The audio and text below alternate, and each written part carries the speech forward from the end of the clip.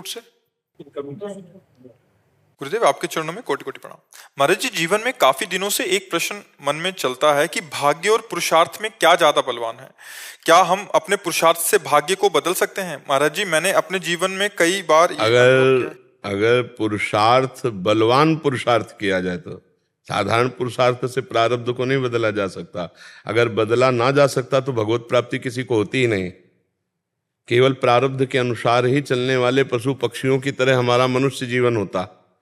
हमारे मनुष्य जीवन की प्रधानता पुरुषार्थ से ना कि प्रारब्ध से है। प्रारब्ध को रौंद करके और भगवत प्राप्ति हम करते हैं पुरुषार्थ के बल से, पर वो परम पुरुषार्थ है भगवान का आश्रय, भगवान का नाम जप, भगवान की सेवा, भगवान की आराधना। अगर ये नहीं है तो छोटे मोटे दान पुण्य तीर्थ अवगान से प्रारब्ध को नहीं मिटा सकते।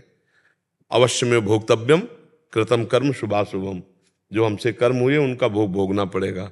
एकमात्र गरज करके भगवान कह रहे हैं सर्वधर्मान परित्यज्य माम एकम शरणम ब्रज, तो अहम त्वाम सर्व पापेभ्यो। सर्व शब्द का मतलब होता है संचित, क्रियमाण और प्रारब्ध, सर्व कर्मों का नाश। अहम त्वाम सर्व पापेभ्यो मोक्षयिष्यामि मा शुचा, और वही प्रभु ही कर सकते हैं, दूसरा नहीं कर सकता। तो हम प्रभु का आश्रय लेकर प्रभु का नाम जप, प्रभु की लीला कथा का गायन, प्रभु की लीला कथा का श्रवण, प्रभु की सेवा और प्रभु की भावना से ही समस्त कार्य। प्रारब्ध अगर न बदलता तो भगवत प्राप्ति कैसे हो जाती? बिल्कुल प्रारब्ध में किसी के नहीं लिखी भगवत प्राप्ति। भाई कर्म तो दो ही प्रकार के होते हैं, शुभ और अशुभ। उनका परिणाम सुख और दुख होता है। लौकिक भगवत प्राप्ति तो है नहीं, उसके लिए तो अलौकिक कर्म करना होगा। ये भगवान का नाम जप करना, भगवान की लीला कथा सुनना, भगवान की लीला गायन करना, भगवान की आठों पैर भावना में मस्त रहना, ये अलौकिक है। जब तक ये अलौकिक पुरुषार्थ नहीं होगा, अध्यात्म द्वारा पुरुषार्थ नहीं होगा, तब तक प्रारब्ध को रौंदा नहीं जा सकता। इसी जन्म में भगवत प्राप्ति प्रारब्ध से नहीं परम पुरुषार्थ से होती है। पुरुषार्थ में बाधा पहुंचा सकता है प्रारब्ध, और कुछ नहीं कर। जैसे इस शरीर में जो कष्ट होता है वो जब बिना भगवान के भजन के उसे सहा नहीं जा सकता। तो प्रारब्ध अपना असर दिखा रहा है और पुरुषार्थ अपना रंग ला रहा है। जो पुरुषार्थ भगवान का आश्रय लेकर भजन किया बचपन से, वो सिंह की तरह दहाड़ रहा है, परास्त करने का नाम ही नहीं है। भले मृत्यु अभी हो जाए कोई परवाह नहीं। भीषण हर तरह की परिस्थितियां आती है, चक्कर आना, ब्लड प्रेशर लो होना, क्या क्या सब। अब जब किडनी फेल तो सब समस्या, और कोई समस्या नहीं, कोई समस्या नहीं मेरी। क्यों? क्योंकि सब समस्याओं का समाधान हमारी प्यारी जो है, प्यारे जो है, हर समय चित्त प्रभु से लगा। क्या समस्या? तो प्रारब्ध अपना जोर दिखाया, पुरुषार्थ ने रौंद के फेंक दिया। अब जब मन चाहे तब प्रारब्ध शरीर को फेल कर दे, मृत्यु आ जाए, हम भगवान के पास चले गए। हमारा क्या बिगाड़ लिया?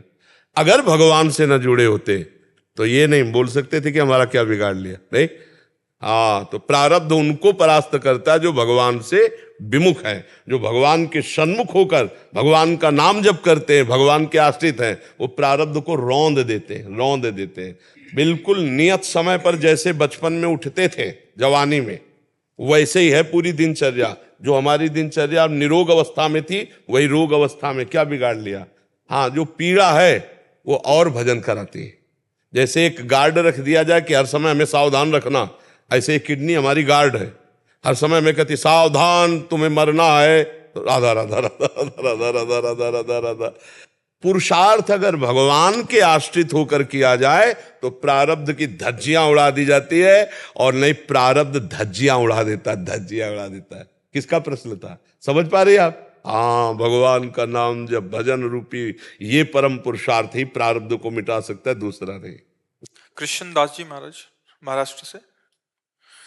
जी, आपने एक चौपाई लिखा है, नामासी विमुख तो नर पापिया। महाराज जी, ज्ञानेश्वर महाराज कहते हैं जो नाम नहीं जपता है पापी है। ठीक। पाप, गोस्वामी तुलसीदास जी कहते हैं, पापवंत कर सहज स्वभावु, भजन मोर ते भाव न काऊ। जो भगवान से विमुख जन है मृत देह है, वो केवल खा पी रहे, मुर्दे के समान जीवन है उनका। धौकनी भी तो श्वास लेती है, उनका स्वाद। जिन हरि भगति हृदय नहीं आनी, जीवित सौ समान ते प्राणी। तो जो भगवान से विमुख हैं, जो भगवान का नाम जप नहीं कर रहे, भगवान के ध्यान में नहीं, भगवान के आश्रय में नहीं, तो जीवन का महत्व तो क्या। तिनते खरसूकर स्वान भले, उनसे सुअर कुत्ता गधा अच्छे, क्योंकि अपने पाप के कर्म को भोग कर उन्नति को ऊपर की तरफ जा रहे हैं, और हम सबसे ऊपर आकर मनुष्य योनि में नीच आचरण करके अधो योनियों को जा रहे हैं। तो बहुत पाप युक्त जीवन है जो भगवान से विमुख जीवन है, क्योंकि वो सुख की खोज के लिए मन और इंद्रियों के द्वारा विषयों में जाएगा, और विषयों में सुख है नहीं, इसलिए वो नवम नवम खोजेगा, तो धर्म मर्यादा से प्रतिकूल होकर पापाचरण करेगा ही।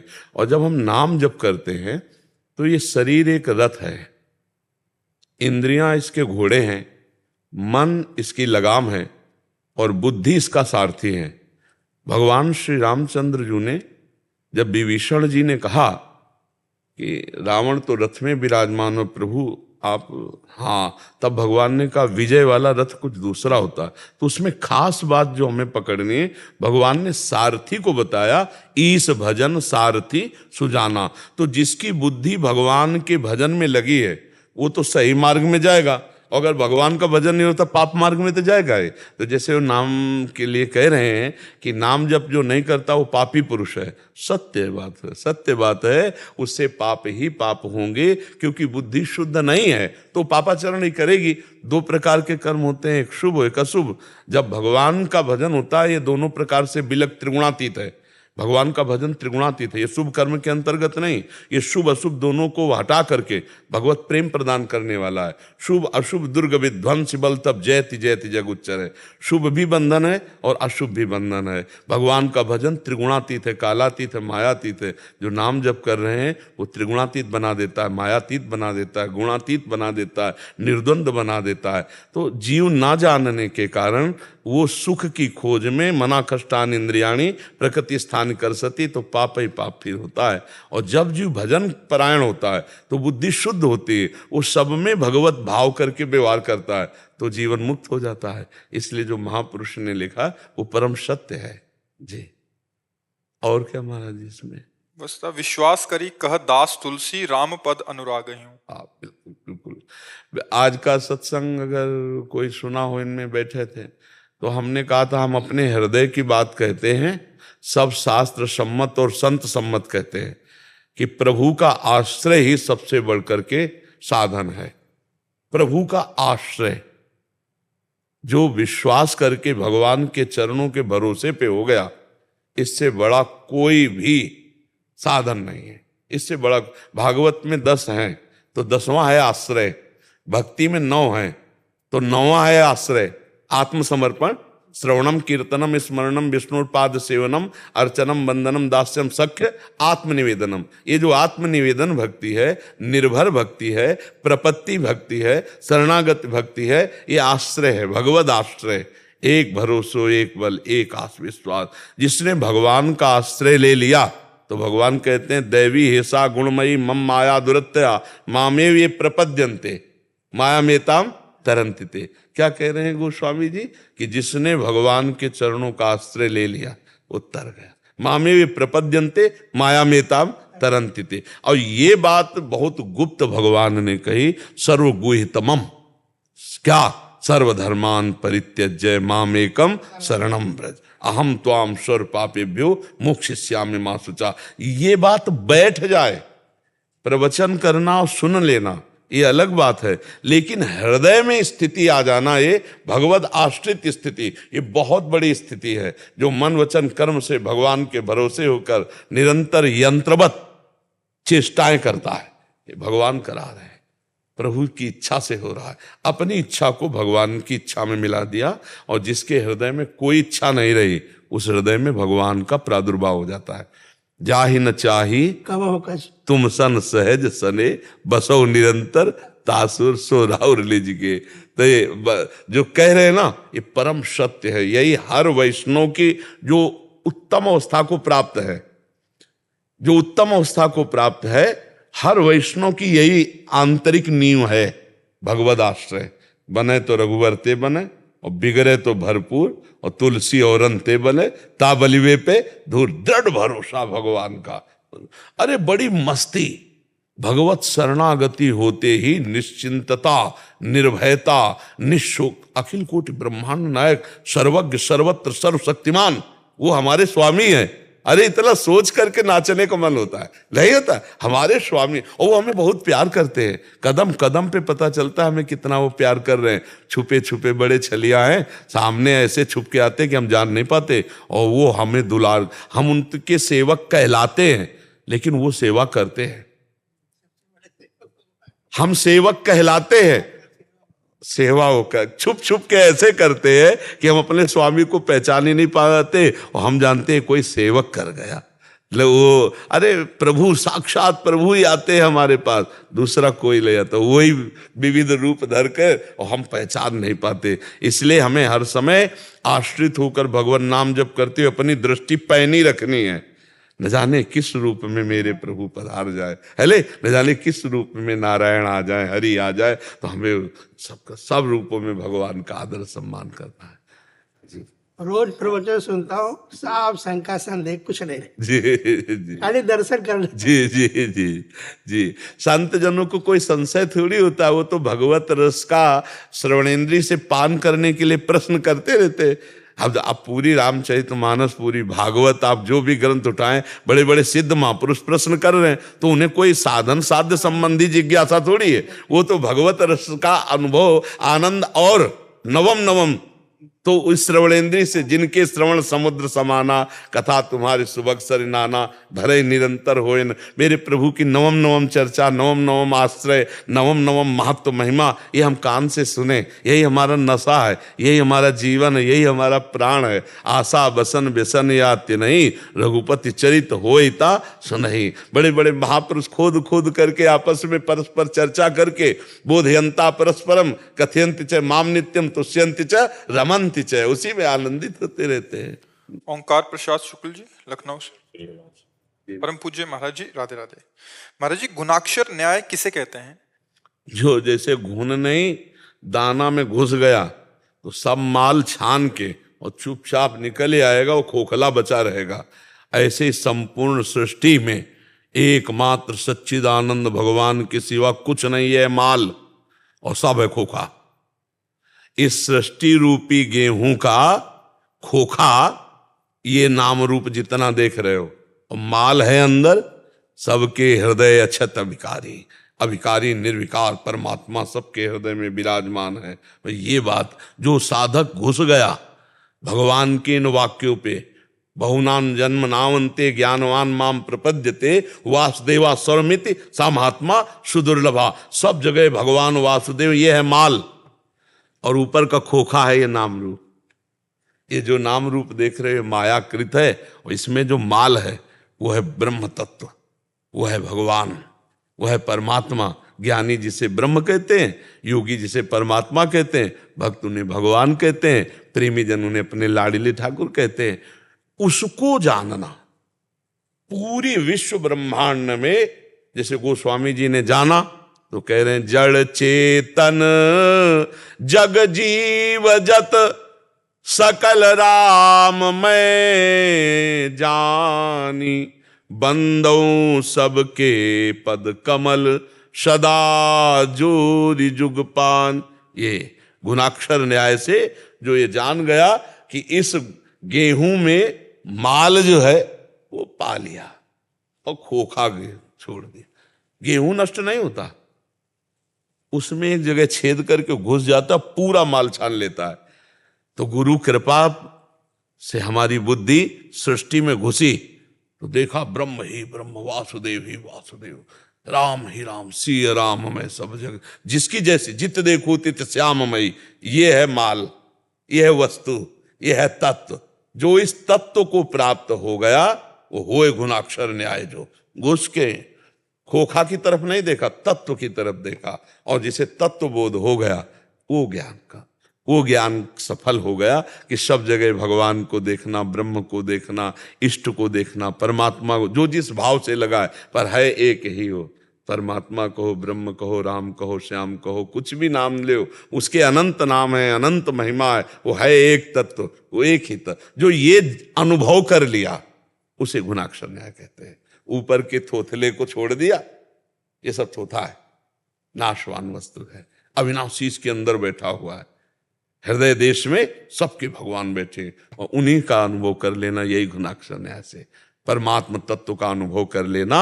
इन खोखों पे ऊपर ना जाना, केवल तत्व दर्शन करना, वो कोई उत्तम महात्मा होता है। जो भगवत प्राप्त महात्मा है वो भगवत तत्व का दर्शन करता है। इन शरीरों से कोई न राग न द्वेष, केवल वो तत्व दर्शन करता है। सब में प्रभु हैं और बाहरी खोखे से उदासीन। माल छान लिया, माल अंदर से, अंदर कौन बैठा है? भगवान। ये बात जानकर व्यवहार उसका होता है, सब में मेरा प्रभु बैठा है। स्त्री पुरुष ऊपर खोखे हैं, ये ऊपरी वर्दी है, अंदर तो जो था वो है, वही रहेगा। ये न था और न रहेगा तो है भी नहीं।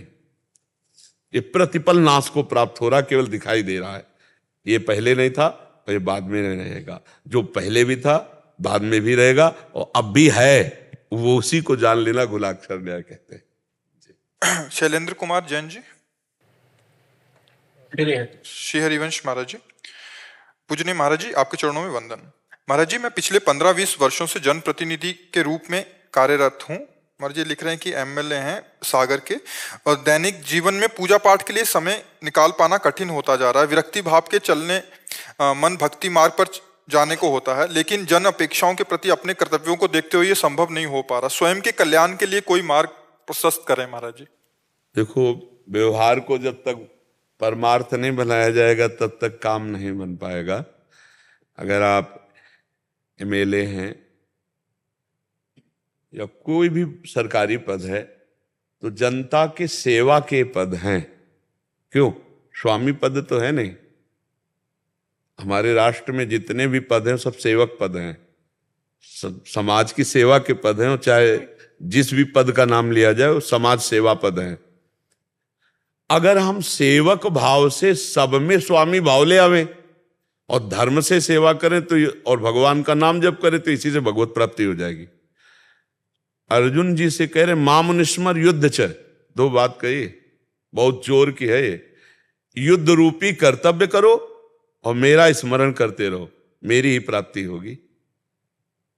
तो जितनी आप में सामर्थ्य है, जितनी जनता को भारतीय विधान के अनुसार आप सुख दे सकते हैं, आप उतने सुख देने में मगन रहिए और सब में भगवत भावना कीजिए।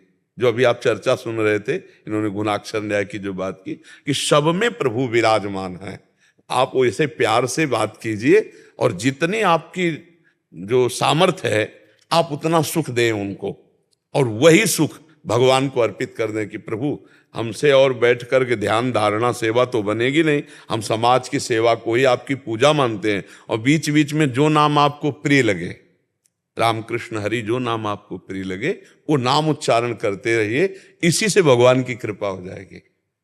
अगर समाज को भगवान की सेवा ना मानेंगे और इनके स्वामी बन करके और इनका शोषण कोई पदों पे बैठ के करे, तो फिर एकांत में खूब दूध से अभिषेक करे भगवान का, तो भी भगवान प्रसन्न होने वाले नहीं।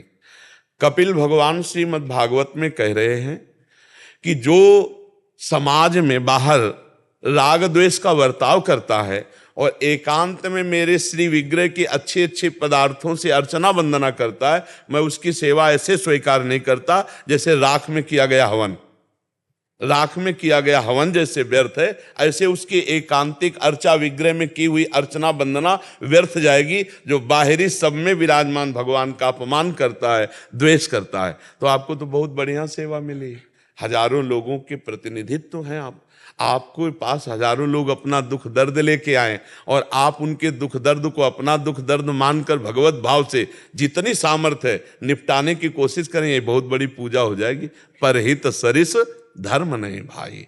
पर पद में बैठ करके और भगवान का नाम जप करते हुए दूसरों की सेवा करना कोई सत्संगी पुरुष ही कर सकता है, नहीं तो को नर अस जन्मा जग माही प्रभुता पाही जाहि मद नाही। जहां प्रभुता पद मिला तो एक गर्व आ जाता है और वही पतन करा देता है।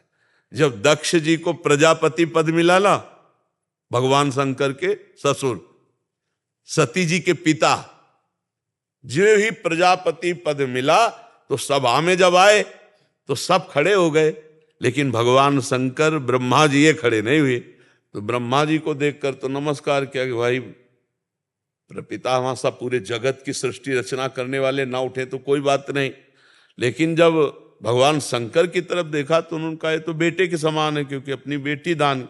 बहुत कड़ुआ बोले, अब शास्त्र में पढ़ के देख ला, हम तो उतना बोल भी नहीं पाएंगे, बहुत कड़ुआ बोले, और यहां तक कि सांप आदि की भी। तब ये बात है कि भगवान का आश्रय ना होने के कारण सामने भगवान देवाधिदेव महादेव जी बैठे हैं, उनका अपमान कर दिया दक्ष जी ने जब प्रजापति पद में। और अंत परिणाम कितना बुरा हुआ कि जिस वचन से कड़ुआ बोले थे महादेव जी के लिए, ना गर्दन रह गई ना वचन रह गए। नहीं, वीरभद्र ने, रुद्र ने काट के फेंक दिया, मरोड़ के फेंक दिया, और फिर वहां बकरे का सर लगा बाद में, वो पूरा प्रसंग है। तो पदाभिमान जागृत ना हो, भगवान का आश्रय हो और नाम जप हो और समाज की सेवा हो, हमें लगता है इसी से भगवत प्राप्ति हो जाएगी। बस पदाभिमान जागृत ना हो, क्योंकि ये रजोगुणमयी सृष्टि है, और जब कोई पद मिलता है हम भगवान से विमुख होते हैं तो ये पद अपना असर दिखा देता है। और अगर भगवान का नाम जब चल रहा है और सत्संग संतों का करते हैं तो फिर पदाभिमान नहीं आएगा। यहाँ का क्या कितना भी बड़ा पद हो जाए, नहीं तो पदाभिमान जागृत हो जाता है भगवत आश्रय ना हो तो। जैसे महाराज नहुष देवराज इंद्र पद पर बैठे, देवराज इंद्र पद पर देवताओं ने जब इनको देवराज इंद्र पद के लिए चयन किया तो इन्होंने कहा मेरी सामर्थ्य नहीं कि आप देवताओं को आदेश कर सकूं, पवन देव अग्निदेव इनको मैं आदेश कर सकूं, मेरी सामर्थ्य नहीं। तो बोले हर देवता की आदि सामर्थ्य आप में आ जाएगी, हर देवता की। अब तो महान सामर्थ्यशाली हो, इंद्र पद पर बैठे। अब जब इंद्र पद पे बैठे तो अब फुलरा जाग गया अहंकार का। तो उनका जब मैं इंद्र हूं तो इंद्राणी का मैं ही वो करूंगा, क्योंकि मैं इंद्र हूं, आदेश करो। तो जब ये खबर गई इंद्राणी के पास, सची देवी के पास, तो गुरु बृहस्पति जी के पास गए। उनका गुरुदेव आप ही हमारी रक्षा कर सकते हो, क्योंकि ये इंद्र पद पे बैठ गया, अभी हमें अपवित्र करना चाहता है। तो उनका तुम डरो मत, ये अभिमान जो जागृत हुआ है ये जब संतों का अपराध करेगा तो नष्ट हो जाएगा। तुम इससे कह दो कुछ समय दो विचार के लिए। कुछ समय हुआ फिर खबर भेजा, तो उनका बहुत उतावला, उससे कह दो कि अगर सप्त ऋषियों की पालकी में तुम बैठ के आओ तो हम तुमसे मिलेंगे, और जल्दी आओ। अब तो बावरा बन गया नहुष, ये नहीं ध्यान रहा कि बात क्या कही जाए। सप्त ऋषियों को आदेश किया पालकी जो, तो अब देवराजेंद्र पद पर त्रिभुवन पति है तो आदेश का पालन होगा। बुद्धि भ्रष्ट हो गई और इतना उतावलापन बढ़ा कि सर पे लात मारा ऐसे और कहा सर्प सर्प। सर्प माने संस्कृत में होता शीघ्र चल शीघ्र चल। तत्काल साफ हो गया, जा सर्प योनि को प्राप्त हो। अजगर बन के कहां देवराज इंद्र और कहां अजगर योनि। तो ये जो त्रिभुवन के जितने छोटे पद से बड़े पद तक है, जब तक भगवान का आश्रय नहीं होगा और भगवत भजन नहीं होगा तो इसका एक गर्व आ जाता है, और गर्व में हमसे अपराध बन जाते हैं, और अपराध से फिर हमारा पतन हो जाता है। यदि हम इस दोष से बच पावें, गर्व दोष से, और हम दैन्य होकर सब में भगवत भावना करके समाज सेवी हम बने तो हमारे ऊपर भगवान की कृपा रहेगी। इससे और ऊंचे पद हैं, धीरे धीरे क्रम से आप ऊंचे पदों पे भी जाकर, जब पिता देखता है कि 100 रुपया ठीक से खर्चा कर लिया तो 1000 रुपया पकड़ा देता है, और जब देखता है 1000 ठीक से खर्चा कर लिया तो 1 लाख देने की हिम्मत रख लेता है। ऐसे वो जगत पिता है, जब देखता है कि अमुक पद का बहुत अच्छा प्रयोग हुआ तो आगे बढ़ा देता है। और फिर इसके बाद सबसे बड़ा पद है परम पद, भगवान परम पद भी प्रदान कर देते हैं। तो हम ऐसे भगवान का आश्रय लें, नाम जप करते हुए समाज की अपने अधिकारानुसार सेवा करें तो भगवान की कृपा हो जाएगी। नकुल शर्मा जी। राधे राधे। राधा वल्लभ श्री हरिवंश महाराज जी। महाराज जी, मैं बाहर पढ़ता हूँ, MBBS का छात्र हूँ। मेरा लालन पालन बड़े ही भक्ति में परिवेश में हुआ एवं नाम जप भी करता हूँ, लेकिन अभी विदेश के अति उन्मुक्त ओपन वातावरण में बहुत घुटन और असहजता महसूस हो रही है, क्योंकि चारों तरफ धर्म विरुद्ध आचरण व खान पान को देखकर मन खिन्न हो जाता है। हाँ, पर बच्चा मन खिन्न न करो। विभीषण जी ने बढ़िया भक्ति लंका में कर ली, लंका में कर ली ना। तो ऐसे कुछ तुम्हें स्वभाव बनाना पड़ेगा कि जैसे बाजार जाया जाता है, बहुत सी सामग्री बिकती है, लेकिन हमको जो खरीदना वही हम खरीदते हैं ना। ऐसे ही पूरी सृष्टि में भगवान ने सब अलग अलग दिमाग वाले, अलग अलग स्वभाव वाले, अलग अलग खान पान वाले, अलग अलग क्रियाओं वाले व्यक्तियों की रचना की। तो हम देखें, हम केवल देखें, प्रभावित किसी से ना हो, और हमको जो सिखाया गया है हम उसी मार्ग से चले। जैसे वहाँ भोजन में अधिकता मांस आदि की है, अन्य देशों में प्रधानता व्यभिचार की है, खान पान में मांस की है, और जीवन का उद्देश्य केवल भोग विलासिता ही है। हमारा जो धर्म है इसमें जीवन का उद्देश्य भगवान की प्राप्ति है, और जीवन उसी का पवित्र जिसने इंद्रिय और मन को संयम में किया, वहां छोड़ना है, यहाँ घसीटना है, और यहाँ हर इंद्रिय को पवित्र रखना है। भोजन पवित्र, जनेंद्रिय पवित्र, विचार पवित्र, सब पवित्र। तो बाहर रहकर हम पवित्र रह सकते हैं। हजारों भक्त हैं जो बाहर भजन करते हैं, पर यह जरूर है कि है बहुत खतरा, क्योंकि हम जिस वातावरण में रहते हैं उसका प्रभाव पड़ता है। तब जब भजन नहीं होता, का हनुमंत विपत्ति प्रभु सोई, जब तो सुमिरन भजन न होई। और अगर नाम चल रहा है तो लंका में घोर निशाचरी कृत्य होने पर भी विभीषण जी में कोई भक्ति में फर्क नहीं पड़ा। और लंका में प्रवेश कर रहे हैं हनुमान जी कैसे? प्रविश नगर की जय सब काजा, हृदय राखी कौशलपुर राजा। भगवान का हृदय में भाव करके सुमिरन करते हुए लंका में, और जो जो दृश्य देख रहे हो हनुमान जी थे जो विचलित नहीं हुए। नहीं विचलित हो जाए ऐसे, वाल्मीकि रामायण में जो वर्णन, बड़े बड़े मतलब भोगाशक्ति वाले दृश्य, बड़े बड़े भयावने, बड़े बड़े घृणित, वो तो लंका निश्चर निकर निवासा, यहाँ कहाँ सज्जल करवासा, वह तो एकमात्र विभीषण जी थे। तो आप चिंता न करो, नाम जप करते रहो, और ऐसे मित्रों से बचो जो गलत आपको दबाव डालें। इनसे बचोगे तो फिर जो संस्कार हैं आपके वो आगे बढ़ा देंगे, नहीं तो फिर गिरना तो पड़ जाएगा, है नहीं? ये मेरे पुत्र हैं, और हॉस्टल के रूम में जैसे 4 लोग हैं। हाँ, तो ये अकेले मात्र ऐसे हैं जो किसी से कोई लेना देना। हाँ बिल्कुल बिल्कुल, बहुत कठिन है, बहुत कठिन, बहुत कठिन है, क्योंकि आसपास का वातावरण बहुत प्रभाव। लेकिन नहीं, जो रही उत्तम प्रकृति का कर सकत कुसंग। जब आपने बचपन में ऐसे संस्कार दिए हैं तो जो रहीम उत्तम प्रकृति, रहीमदास जी कहते का कर सकत कुसंग, चंदन विष व्यापत नहीं लपटे रहत भुजंग। समझ रहे ना? तो आप ऐसे बनो चंदन की तरह कि ये विषैले जीव जंतु आसपास पड़े रहे तो भी तुम्हें कोई फर्क ना पड़े, नाम जब करते रहना, ठीक है? और हमें अपना दोस्त मान लीजिए। चित्त अगर संतों से जुड़ा रहा, भगवान से जुड़ा रहा, धाम से जुड़ा रहा, तो फिर पतन नहीं होगा। चित्त जुड़ना होता है। जब अब देखो, दोस्ती मानने से होती ना, हमने कह दिया तुम स्वीकार कर लो तो दोस्त। अब चाहे जहां रहो दोस्त दोस्त, आजकल मोबाइल है, अपने दोस्त की बात रोज मोबाइल से सुनो, पक्का बच जाओगे, पक्का बच जाओगे। क्योंकि रोज अगर सत्संग सुनोगे तो एक नया इंजेक्शन समझो लगता है, अब ये नहीं करूंगा यार, अब ये नहीं करूंगा। जब सत्संग सुनोगे और जितनी अच्छाइयां हैं वो स्वीकार करने का मन करता रहता है। तो वहां भी थोड़ा 10-5 मिनट अपनी पढ़ाई से समय निकालकर सत्संग सुनिए और नाम जप कीजिए, और अच्छे बन करके दिखाइए कि ऐसी जगह पे रहते हुए भी आप मांस नहीं खाए, आप मदिरा नहीं पिए, आप व्यभिचार नहीं किए। यही हमारी भारतीय संस्कृति है, यही हमारी मर्यादा है। नहीं, आप अपने देश की बात को दिखाइए, दूसरे के देश की बात को मत ला दिए अपने ऊपर, है नहीं? अच्छे बच्चे बनिए। आपका चेहरा देख के महाराज शक्ति आ गई। सच। हाँ, वचन सुनने से आएगी।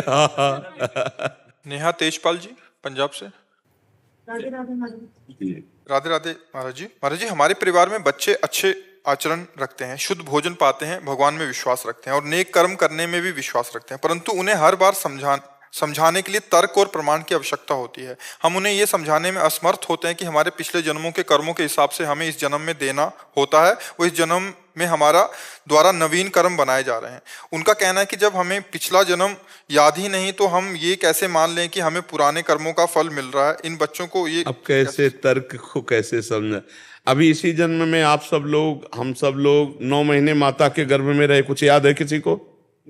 आप प्रमाण दे सकते हो कि आप गर्भ में थे? नहीं। आप देख लीजिए, है नहीं?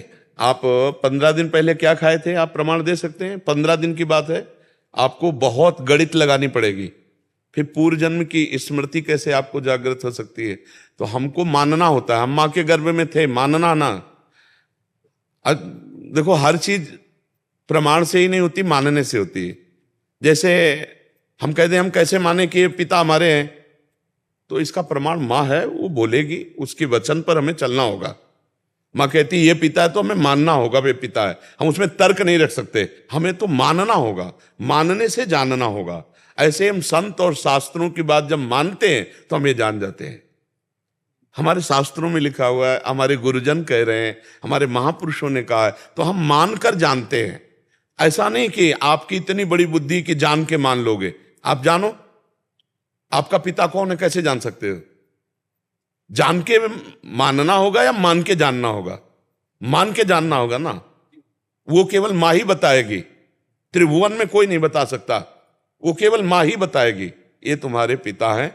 और हमने कभी तर्क नहीं किया और श्रद्धा से मान लिया और हमारे रोम रोम में बात बैठ गई, ये मेरे पिता है। ऐसे ही हमको शास्त्र, श्रद्धा और विश्वास उसी को कहते हैं। शास्त्र और संतों की बातें कुछ ऐसी हैं जो तर्क के द्वारा बताई जा सकती हैं, कुछ बातें केवल श्रद्धा से मानी जा सकती हैं, तर्क के द्वारा नहीं दिखाई जा सकती, नहीं बताई जा सकती है। तर्क उसमें हर जगह तर्क नहीं कर, लेकिन आज तक कोई पुत्र ऐसा प्रश्न नहीं किया अपनी मां से, नहीं किया ना। ऐसे ही गुरु और शास्त्र पर विश्वास रखना चाहिए। शास्त्र और गुरु ये असत नहीं है। जैसे हम मां के गर्भ में रहते हुए भी हमें 1% भी ज्ञान नहीं है कि मैं गर्भ में था, कैसा था, सुख था कि दुख था, लेकिन सब हम गर्भ से आए हैं, तो हमें अभी उसका याद नहीं, मात्र अभी इसी जन्म की बात है। अरे भाई, कोई 25 वर्ष का है, कोई 35 वर्ष का है, मात्र 30-35 वर्ष की बात, पहले की बात है कि हम ऐसे एक कोठरी में थे जिसकी बगल में मल था, मूत्र था, और हम झिल्लियों से बंधे हुए एक लिबलिबे पदार्थ के भीतर एक कीड़े की तरह छटपटा रहे थे। 9 महीने उस गर्भ में रहे, है ना। ये सब बातें श्रद्धा की हैं, तर्क की नहीं है, तर्क की नहीं है। तो हम शास्त्र और संतों की बातें सुने और बच्चों को सुनाएं और ये कहें कि ये मानना चाहिए, ये तर्क का विषय नहीं है, क्योंकि बहुत सी बातें अव्यक्त हैं। जैसे अभी आप आ रहे हैं धर्म कार्य के लिए वृंदावन, संत समागम के लिए। अब आपको एक घटना घटती है, जरा सा किसी के लग जाता है और वो आपकी पिटाई कर देता है। एक बात कहता हूं, अब वो पिटाई कर देता है, अब आपके मन में आएगा कि यार मैं धर्म कार्य में जा रहा था, भगवान ने रक्षा नहीं की, धर्म कार्य के लिए जा। और ये बहुत बढ़िया विधान बना कि हमारा बहुत बड़ा कोई पाप धर्म कार्य चलने में 2-4 थप्पड़ और गाली में निपट गया। अब ये बात तो हम दिखा नहीं सकते आपको, ये बात तुम्हें माननी पड़ेगी हमारी कि तुम्हारे साथ बहुत अच्छा हुआ भैया।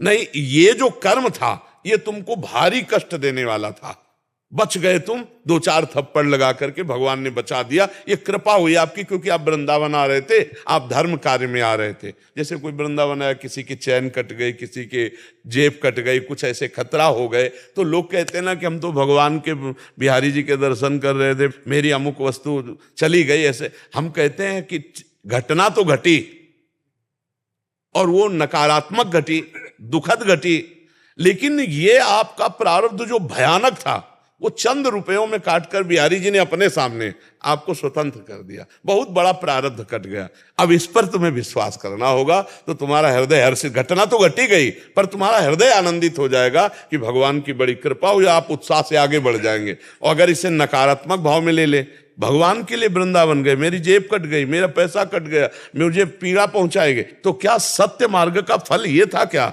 नहीं। तो क्या सत्य मार्ग का फल हमारे साथ गलत हुआ? नहीं, कोई मंगल विधान हुआ, कोई मंगल। जहां हमें बड़ा कष्ट होना था वहां एक कांटे से निपट गया। इसको हम सकारात्मक भाव से शास्त्र सम्मत जब सोचेंगे तो हमें आनंद हो जाएगा। हर बात तर्क से नहीं समझाई जा सकती, कुछ बात श्रद्धा और विश्वास से भी स्वीकार की जा सकती। तो हम अपने बच्चों को संतों के वचन सुनाएं, शास्त्रों की बातें सुनाएं और कहें इस पर विश्वास करो, इस पर श्रद्धा। अब यदि कहते कहाँ नरक है दिखाओ, मान लो हम चर्चा करते हैं कि ऐसा कर्म करोगे तो नरक जाओगे, बोले कहाँ नरक है दिखाओ, नहीं दिखा सकते। कहाँ स्वर्ग है, कोई प्राकृतिक वस्तु है कि हम जेब से निकालें आपको दिखा दें कि देखो 100 रुपये हमें मेहनत के मिले, ये दिखा रहे हैं। भगवान ऐसी चीज है, भगवान के देखने के लिए दिव्य दृष्टि चाहिए, भजन चाहिए, और वो है नहीं तो वो कैसे देख पाओगे। हैं यही है, मेरे साथ हैं, मेरे में समाये हुए, मेरे में बैठे हुए, आप में समाये हुए, आपके हृदय में बैठे हुए, आप देख पा रहे हो। तो दृष्टि, तो कुछ बातें मानी जाती हैं और मानकर फिर जानी जाती है, और कुछ बातें हैं जानी जाती है और जान के फिर मानी जाती है। तो भागवतिक जो बातें हैं वो मान के जानी जाती है, नहीं प्राकृतिक बातें जानकर मानी जाती है। कि बहुत स्वादिष्ट खीर है, भाई हम देखेंगे बनाने वाला कौन है, किसकी दुकान का है, दूध इसमें केमिकल का मिला हुआ है कि असली मिला हुआ है। कुछ बातें हम जान करके फिर उसे मानते हैं, लेकिन जो अव्यक्त भगवान की बातें हैं ये मान करके फिर हम जानते हैं, पता चलता है फिर जब हम मान लेते हैं। पहले गुरु मानते हैं, फिर उनकी बातें मानते हैं, तब हम गुरु और गुरु के द्वारा दिए हुए इष्ट को हम जान जाते हैं। अब वहां तर्क करे कि तो फिर बात नहीं बने, हर जगह तर्क नहीं होती। हाँ देखो रामायण में वंदना में लिखा हुआ है, भवानी शंकरो वंदे श्रद्धा विश्वास रूपिणो याभ्याम बिना न पश्यन्ति सिद्धा स्वांता स्तमीश्वरम। भगवान शंकर और पार्वती को श्रद्धा विश्वास रूप मानकर हम प्रणाम करते हैं, और श्रद्धा विश्वास के बिना परमार्थ का दर्शन नहीं हो सकता। इसमें श्रद्धा विश्वास काम, इसमें ज्यादा तर्क काम नहीं करेगा, कुछ तर्क काम करेगा, कुछ तो तर्क आपको बुद्धि प्रवीणता के लिए वो काम करेगा, लेकिन ज्यादातर इसमें विश्वास काम करेगा, श्रद्धा काम करेगी। बिन विश्वास भगति नहीं ते बिन द्रवहि न राम, और राम कृपा बिन सपने जीव न ला विश्राम। जैसे मान लो कोई पूछे, अब हम उसको शास्त्रीय प्रमाण से आपको बताएंगे, देखो तुम मरना नहीं चाहते, बोले हाँ, तो तुम अविनाशी होना चाहते हो ना, तो अविनाशी के बच्चा हो, अविनाशी के बच्चा हो इसलिए तुम मरना नहीं चाहते। और तुम सबसे बड़े बनना चाहते हो, सबसे बड़े बनना चाहते हो, नहीं बनना चाहते। अगर तुमसे कोई पूछे किसी भी डिपार्टमेंट में आप हो तो आप सोचोगे मैं सबसे बड़ा बनना चाहता हूं, क्योंकि सबसे बड़े के बच्चा हो, सबसे बड़े के अंश हो, इसलिए सबसे बड़ा बनना चाहते हो। अविनाशी के अंश हो इसलिए अविनाशी, मरना नहीं चाहते। और मैं अपार सुख चाहता हूं जिसमें दुख की मिलावट ना हो, क्योंकि सुख सिंधु के अंश हो। अब आपको मानना होगा, जब हम संत बोले शास्त्र बोले तो उस पर मानना होगा, हाँ यही तो हम चाहते ना। कोई हमें बहुत प्यार करने वाला हो, ये चाहे है ना, ये सब भगवान के लक्षण है।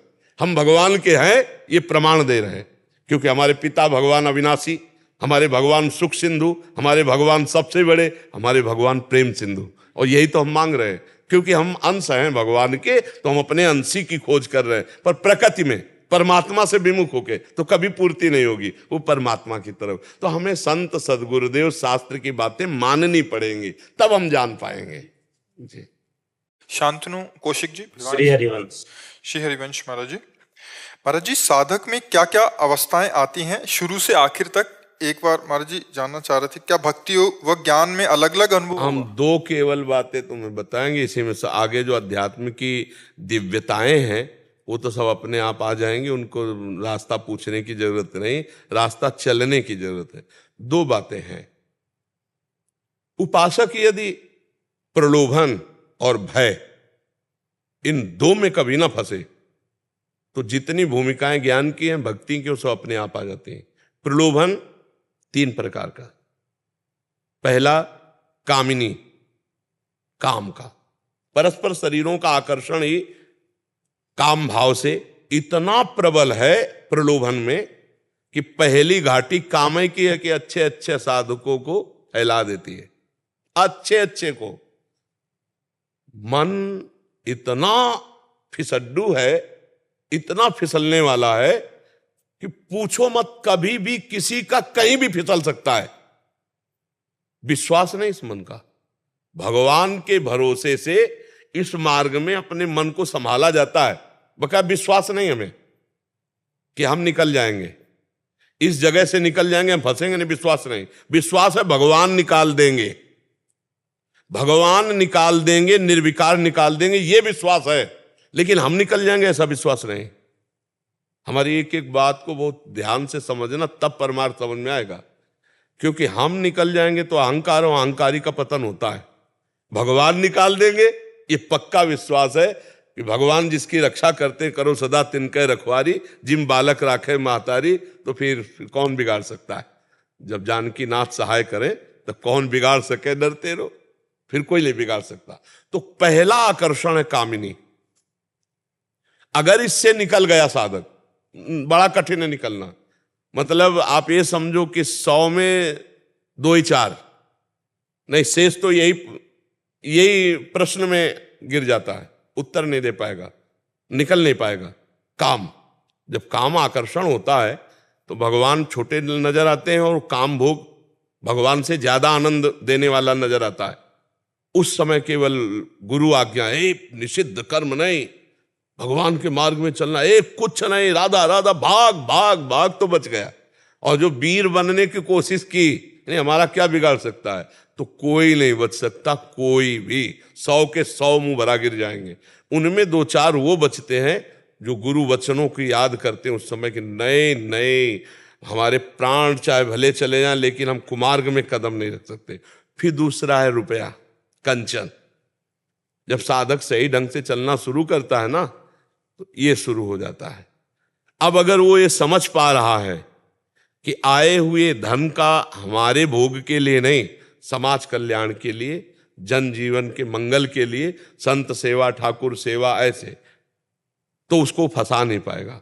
और अगर वो स्वयं भोक्ता बन के कंचन का भोक्ता बन गया, मारा गया, उन 100 में तो 96 तो वो पहले ही प्रश्न में गिर गए, और जो कुछ बचे तो दूसरा प्रश्न बहुत जोर का है, ये रुपया वाला है।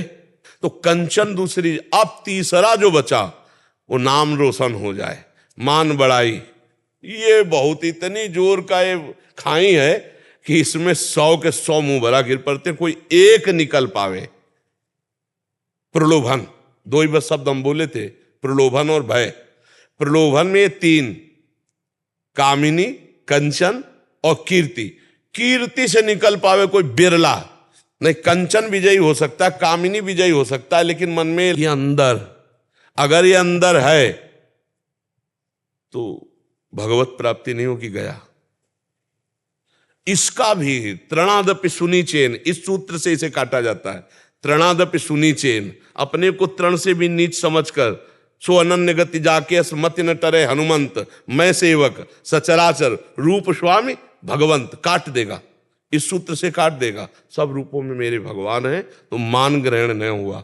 अगर कि यश कीर्ति मान में फूल गया, जो इन 3 प्रलोभनों से बच जाए। और चौथा है भय।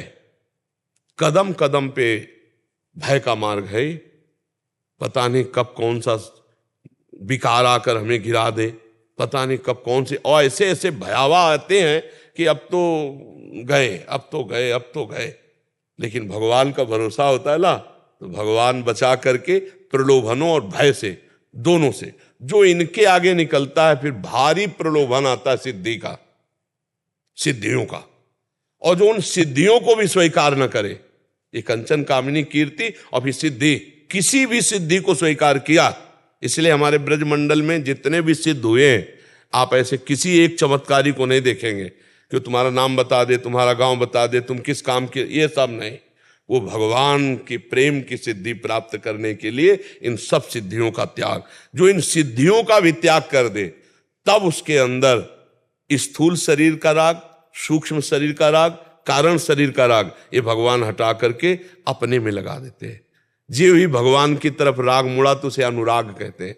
अब वो छिन छिन रुदन करंत, छिन गावत आनंद भरी, छिन छिन हार हसंत, याजु कृपा हरिवंश। वो थोड़ी थोड़ी देर में भगवान की स्मृति में रो पड़ता है, कभी भगवान के लिए गा रहा है, कभी भगवान के लिए नाच रहा है। उसकी दशा भक्ति में और ज्ञान में वो अपने स्वरूप में स्थित होने लगता है, आत्मस्वरूप में स्थित रहा। अहम ब्रह्मास्मि, मैं ब्रह्म हूं, सब निर्विकार स्थिति, आनंदमयी, न मृत्यु का भय, न कोई लालसा, कोई लालसा नहीं, ब्रह्मभूता प्रसन्नात्मा न सोचति न कांग, न कोई चाह न कोई सोच, वो स्वयं आ जाएगी।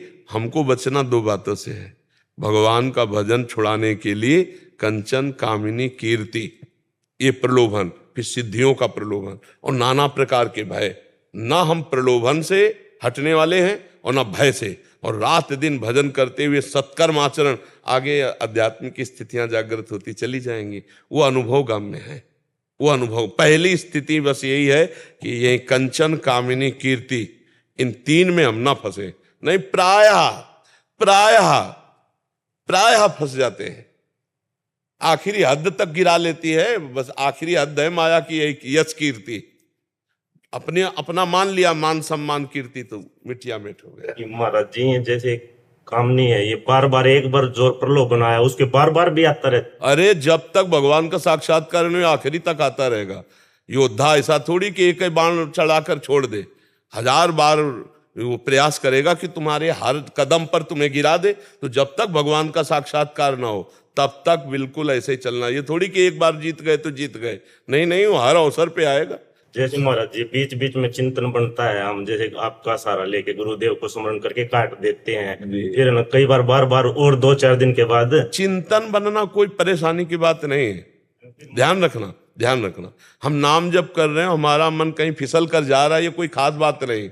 क्रिया ना होने पावे, क्रिया होना खास बात है। चिंतन तो नाम काट देगा। जैसे आपका नाम चल रहा है राधा राधा राधा, और गंदा चिंतन हो रहा है, तो वो साथ में वो जो बोर्ड को पोंछने वाले को डस्टर कहते हैं, वो साथ में नाम लगा हुआ है, वो मिटा देगा। वो संस्कार नहीं, वो जन्म मरण के चक्र में नहीं फंसा पाएगा चिंतन। अगर क्रिया बन गई तो फिर वो दोषयुक्त हो जाए। क्रिया ना होने पावे, चिंतन फिसल कर चला जाए तो कोई हानि की बात नहीं है, क्योंकि नाम चल रहा है, बार बार नाम आप संभालेगा उसको। अगर क्रिया बन गई तो फिर बड़ा समय। से दृढ़ चिंतन होता है, नाम भी कुछ नहीं। जैसे गुरु का स्मरण करते हैं, मन बार बार कहता है क्या यार बोधा तू स्वयं खड़ा हो, बार बार मैं गुरु को क्यों बीच में ले आता है, गुरु जी हमें शक्ति नहीं। देखो, मन का कार्य है, वो कनेक्शन काटेगा, वो गुरु से कनेक्शन काटेगा, नाम से कनेक्शन काटेगा, भगवत चिंतन से कनेक्ट, तभी तो तुम्हें मारेगा। और अगर नाम का कनेक्शन चल रहा है, गुरु का कनेक्शन चल, तो मार नहीं पाएगा। वो कहेगा कि ऐसे गंदी बातों के बीच में क्यों लाते हो। नहीं नहीं, गंदी बात के बीच में ही लाएंगे तभी तो सुधरेगा। नहीं, हमें जन्म जन्मांतर से फंसाए रखा है, कहीं शर्माए नहीं। देखो, इस मार्ग में बात समझ लो, अपना हृदय गुरु और भगवान से खोल के रखे, भगवान से खुली बात कहे। देख लो महाराज, हम आपसे कुछ नहीं छुपा रहे, आप सब कुछ जानने वाले हो। अगर ये हमको कहीं ले जाएगा तो हम साथ आपको ले जाएंगे, हम वहीं बोलेंगे राधा राधा राधा राधा। अब आप देख लो, आप बचा, वो सब बचा लेंगे। भगवान का छुपाने कि यार इतनी गंदी बात के लिए हम राधा राधा बीच में बोले, क्यों नहीं बोलेंगे? वही तो हमारा सब कुछ है। हम ऐसी जगह भी राधा राधा बोलेंगे और फिर आप बचाओ। आप हम नहीं बच पा रहे तो हम पुकारेंगे राधा राधा राधा। ये मन की चाल पे मत आना, भजन मत छोड़ना, वो सब सही कर लेगा। प्रलोभन का विषय आता है। हाँ। बोलते हैं जैसे पहले कुछ था, अब बोलते हैं इब्नो सचुए खा के बिल्ली चली गंगा नहाने। हाँ हाँ, ये नहीं नहीं नहीं ले ऐसी बातें नहीं सुनते हैं, नहीं सुनते हैं। चुपचाप चले चलो। जब हम गंगा किनारे भजन मार्ग में थे ना, तो जैसे तुम्हें कहते ना 100 बिल्ली चूहे खाकर गंगा नाले में चली, तो ऐसे ही संसार के आदमी, ऐसा नहीं कि हमको यही होता रहा जय हो, ऐसा नहीं। लेकिन वो सहकर भगवान के मार्ग में चले। हमको एक शराबी ने उपदेश किया था, हम कई बार सत्संग में सुनाया है कि हम हो सकता है 18-19 वर्ष के होंगे, तो ब्रह्मावर्त बिठूर गंगा किनारे, तो उसने शाम का टाइम था, तो अपना इधर आओ, तो एक स्वभाव में हमारे कौतुकी था, कौतुकी मतलब खिलवाड़ जैसा। तो नजदीक गए और उससे समझ गए थे बदबू आ रही थी शराब पे। बोले इधर नजदीक, बाबा जी बने हो? हाँ जी। कितने साल हो गए? तुम काफी ज्यादा साल नहीं हुए, 5 साल हुए होंगे, क्योंकि 18 वर्ष तो 13 वर्ष से भागे थे, तो 18 वर्ष 5 साल। तो उसने कहा आओ हमारे साथ। तो कहाँ ले चल रहे? बोले और कहीं नहीं ले चल रहे, आओ हमारे साथ। तो मतलब एक कौतुकी स्वभाव था, क्या कर लेगा ये। गए तो वो बैकुंठ धाम ले गया, एक बैकुंठ धाम बना था। ऊपर चढ़ा और भगवान की तरफ अंगुली करके बोला देखो ये काहे के बने? वो काहे के बने? तो भगवान है। बोले बने काहे के? हम कहा भले क्या भगवान है, उसमें क्या भले का है? बोले संगमरमर के बने। हम कहा अच्छा, और नीचे का दिखाया, बोले क्या लगा है? उनका ये भी संगमरमर है। तो उनका जानते हो, तिल तिल काटा गया है संगमरमर, टूटा नहीं। तो आज भगवान बन के पूज रहा है। और एक संगमरमर वो जो पैरों के नीचे पड़ा है, टूटना नहीं जिंदगी में। अगर बाबा जी बने हो, चाहे जितना कष्ट मिले, हम तुरंत उसको पंचांग प्रणाम किया था कि हमें भगवान इस रूप में छद्म वेश में उपदेश, पूरे जीवन याद रखा। जहां संकट विपत्ति भूख प्यास कष्ट के में मन उबा तो ध्यान, टूटना नहीं, जिंदगी में टूटना नहीं, ऐसा उसके वचन से उपदेश, वो जीवन भर याद रखा। और इसको हम 50 बार सुला चुके हैं। तो जीव को भगवत मार्ग में गालियां भी मिलेंगी, और ऐसा नहीं कि प्यार ना मिले, प्यार भी मिलता है, सम्मान मिलता है, दुलार मिलता है, पर दोनों बातें हैं। तो हमको सहना होगा, ना प्रलोभन से टूटना है, ना हमें भय से पीछे हटना है। तो हमें आगे आगे स्थितियां आती चली जाएंगी, पर मजबूत रहो। लोग क्या कहते हैं, हम लोगों के लिए भक्ति करते हैं क्या? लोगों के कहने के लिए भक्ति करते हैं क्या? नहीं, हम भगवान की प्रसन्नता के लिए करते हैं। लोगों को जो मना है सो कहते रहे, लोगों का तो काम है कहना, वो कुछ ना कुछ तो बोलेंगे। तो हमको उस पर नहीं ध्यान देना, हमें अपने सत्य मार्ग पर ध्यान देना है। ठीक है। राधा राधा राधा राधा राधा राधा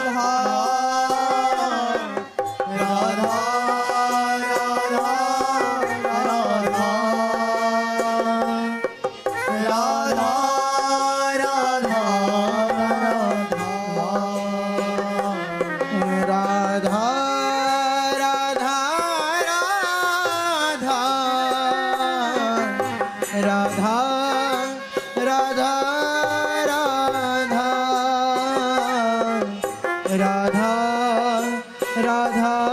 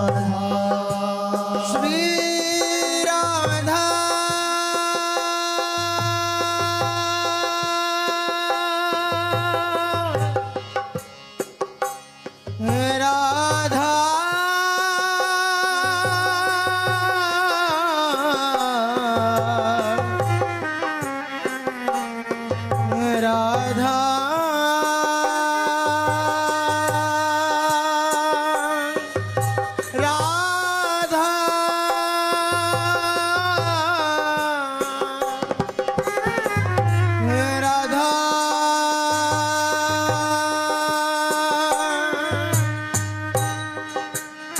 श्री राम